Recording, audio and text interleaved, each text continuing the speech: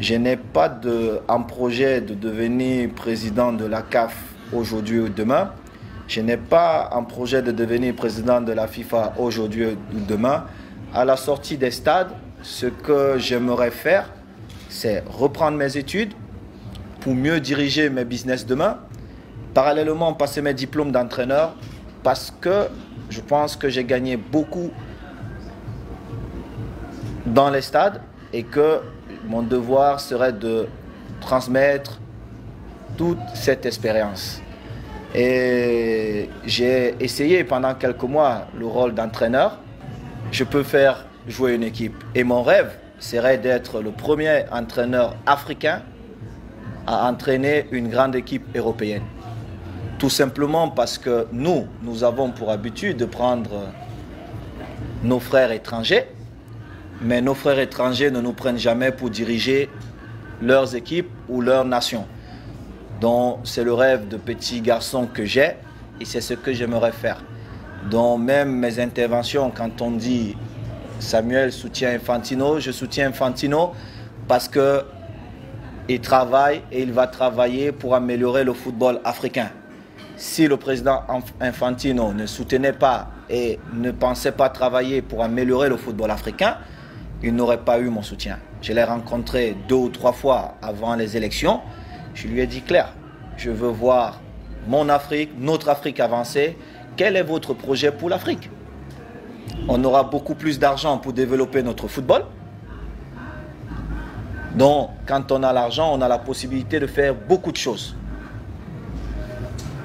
Aujourd'hui, il y a un nouveau président à la CAF qui veut associer les footballeurs sur tous les projets. Et je pense que c'est louable. Il faut reconnaître ce que le président Issa Hayatou a apporté à l'Afrique au niveau international. Grâce à lui et à ses équipes, nous avons quand même 5 équipes africaines. Nous avions 5 équipes africaines qui participaient à la compétition majeure qui est la Coupe du Monde. Aujourd'hui, nous allons à 9, peut-être 10. Mais il est aussi important pour que les gens rentrent définitivement dans l'histoire d'associer les plus jeunes. C'est dans ce sens que je le disais, parce que moi aujourd'hui j'ai 36 ans, je suis parmi les joueurs qui ont le plus duré au plus haut niveau. Ça fait 20 ans, je suis quand même professionnel. Donc, à quel moment nous pourrions aussi apporter nos idées? À quel moment on peut se faire entendre? C'est dans ce sens où je disais, il ne serait peut-être pas mauvais qu'on apporte d'autres idées.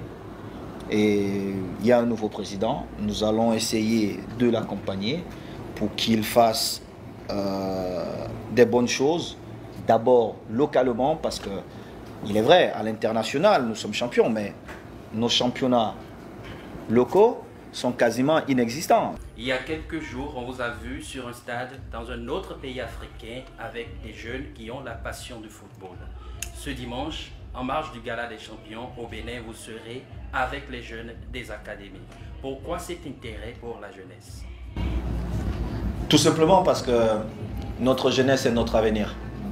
Si nous voulons voir notre continent aussi fort, il faut qu'on éduque correctement ces enfants. Il faut que ces enfants prennent pour référence ceux qui sont à côté d'eux. Il faut que ce rêve qui n'est plus accessible redevienne accessible pour ces jeunes. Nos jeunes en Afrique, il faut le reconnaître, ils ne rêvent plus. Ils ne rêvent plus. Pourtant, le rêve, il est gratuit. Le début d'un projet, c'est le rêve. Si vous ne rêvez pas, vous ne pouvez pas vous projeter dans quelque chose. Voilà pourquoi, depuis quelques années, je soutiens notre jeunesse. Et quand j'ai des résultats comme lors de la dernière CAN, où vous avez 2 enfants qui deviennent meilleurs gardiens et meilleurs joueurs de la CAN, je suis conforté dans cette idée-là, parce que je me dis l'Afrique avance. L'Afrique avance vraiment.